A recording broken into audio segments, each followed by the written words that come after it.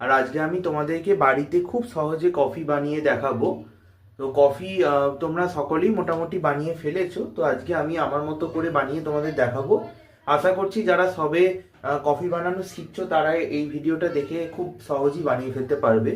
তো এর জন্য আমি গ্যাস অন করে গ্যাসে আমি মোটামুটি 500 ml এর মতো দুধ ঢেলে দিচ্ছি। তোমরা দেখতেই পাচ্ছ মোটামুটি 500 ml এর মতো আমি এখানে দুধ দিচ্ছি আমার কফি কোয়ান্টিটি অনুযায়ী। তোমরা এখানে যে কোনো পরিমাণ দুধ অ্যাড করতে পারো, 250 ml অ্যাড করতে পারো। তো দুধটা এখানে আমি গরম করতে বসিয়ে দিয়েছি। এটা মোটামুটি 10 থেকে 15 মিনিটের মধ্যেই আমার দুধটা গরম হয়ে যাবে। তো তোমরা দেখতেই পাচ্ছ আমার দুধটা আস্তে আস্তে ওবলানো শুরু করেছে আর দুধটা খুব ভালোভাবে গরম হয়ে গেছে।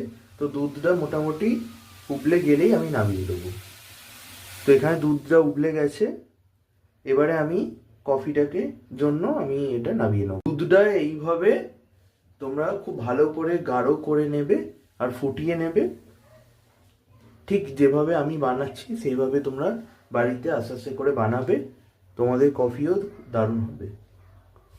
তো দুধটা গাঢ় করে ভালো করে ফুটানোর পর এরপরে আমরা এতে চিনি অ্যাড করব। তো আমরা এখানে পরিমাণ মতো 4 চামচ আমি এখানে অ্যাড করলাম। তোমরা তোমাদের পরিমাণ মতো চিনি এখানে অ্যাড করবে। আমরা চিনিটা একটু বেশি খাই বলে 4 চামচ অ্যাড করছি, তোমরা এর চেয়ে কম পরিমাণ চিনিও অ্যাড করতে পারো। এবার এটাকে খুব ভালো করে নাড়িয়ে নিতে হবে যাতে চিনিটা দুধের সঙ্গে গলে যায়। আমি এখানে এবার কফি অ্যাড করে দেবো। তো তোমরা মার্কেটে যে কফি পাউচ যেগুলো পাওয়া যায় তোমরা সেগুলো কিনে এখানে অ্যাড করতে পারো। আমার বাড়িতে কেনা ছিল, আমি সেটাই অ্যাড করলাম। তো তোমরা খুব ইজিলি কফি পাউচ তোমরা তোমাদের আশেপাশের দোকানে পেয়ে যাবে, তো সেটা কিনে এনে তোমরা এখানে মিক্স করে নেবে। তো কফিটা এখানে আমি খুব ভালো করে মিক্স করে নিচ্ছি। তো আমাদের কফি পুরো রেডি হয়ে গেছে, এবার আমি কফিটাকে নামিয়ে নেব। এরকম শীতে সন্ধে গরম গরম কফি আর তার সাথে ঝুড়ি ভাজা খেতে কিন্তু ভালোই লাগে।